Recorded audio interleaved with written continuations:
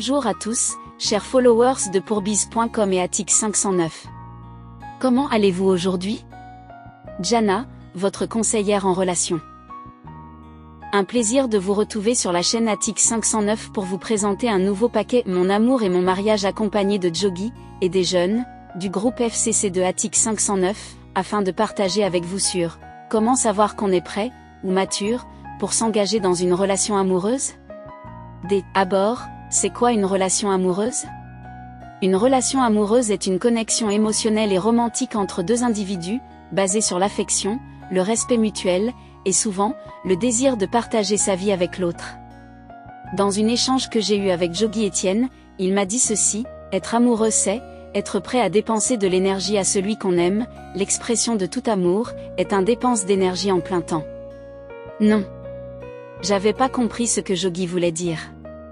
Alors il m'a expliqué, le fait de penser à l'autre un transfert d'énergie de l'un à l'autre qui établit une connexion permanente, du moment que l'un blesse l'autre par un comportement choquant, celui qui a reçu le choc devient faible, on voit la faiblesse par son silence et son chagrin, par des réactions, on peut pleurer, on peut ne pas manger, on est triste, pas de courant. Qu'on veut rallumer la lumière, le mec ou la fille, qui a échangé son énergie en travaillant dur dans une entreprise, va prendre cet argent, allant acheter des fleurs, prendre sa voiture pour aller chez elle ou chez lui, pour lui retransmettre cette énergie, dont elle aura la joie de réservoir en souriant. La lumière est allumée maintenant, il y a une partage d'énergie. Pour aller plus loin, même le fait de ne pas partager cette énergie d'amour pendant longtemps, les experts disent ça peut nuire à la santé. Non. Tu vois ce que Jogi voulait dire? Alors j'ai compris pourquoi Dieu crée l'un pour l'autre. Alors, comment savoir si l'on est prêt ou mature pour s'engager dans une relation amoureuse implique de considérer 8 aspects de sa vie émotionnelle et personnelle. Aspect numéro 1. C'est avoir une stabilité émotionnelle, oui. C'est être capable de gérer tes émotions de manière saine et d'apprendre à ne pas précipiter sur les décisions. Ça vous permet d'avoir le temps de bien réfléchir et d'écouter la voix de ton ange gardien, oui, ton Dieu peu importe. Et aussi d'éviter une dépendance excessive à l'égard de l'autre pour le bien-être émotionnel. Le numéro 2. C'est la confiance en soi.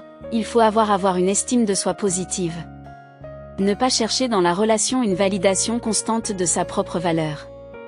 Numéro 3. Tu dois avoir des objectifs personnels clairs, c'est-à-dire, avoir une compréhension de tes objectifs personnels à court et à long terme, et être prêt à intégrer une relation dans le cadre de ces objectifs, laissant toujours une marge pour des compromis, pour pouvoir balancer les choses sans briser tes objectifs en accord avec l'objectif du mec ou de la fille aimée. Aspect numéro 4. La capacité de communication efficace, oui, dialoguer, discuter, se comprendre. C'est être capable d'exprimer tes besoins, tes attentes et tes limites de manière claire. Avoir des compétences et le sens d'écoute active pour comprendre les besoins de l'autre, ça te permettra de savoir si ses besoins sont en accord avec tes besoins ou avec ce dont tu es prêt à lui offrir. Le numéro 5.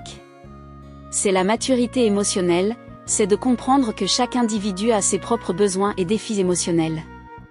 Oui, inutile de mépriser l'autre, peut-être tu l'auras besoin plus tard.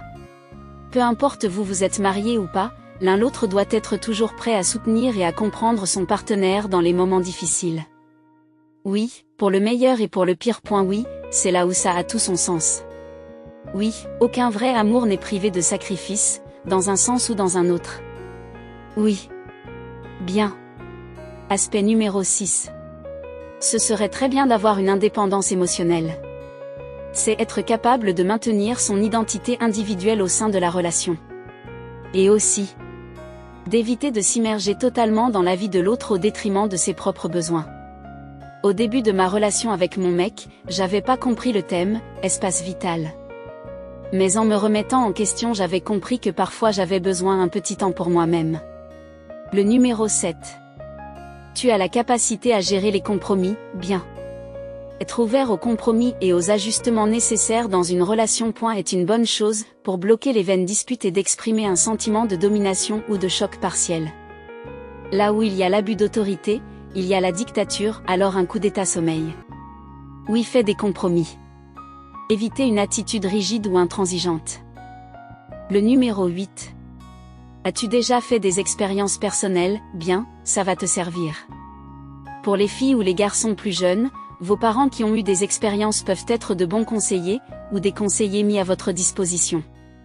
Car avoir appris de ces expériences passées en matière de relations est important, pour ne pas répéter les mêmes erreurs s'ils ont été mauvaises. Sois prêt à appliquer ces apprentissages pour construire une relation plus saine. En somme, être prêt pour une relation amoureuse implique un équilibre entre la maturité émotionnelle, la confiance en soi et la capacité à construire une connexion significative avec une autre personne.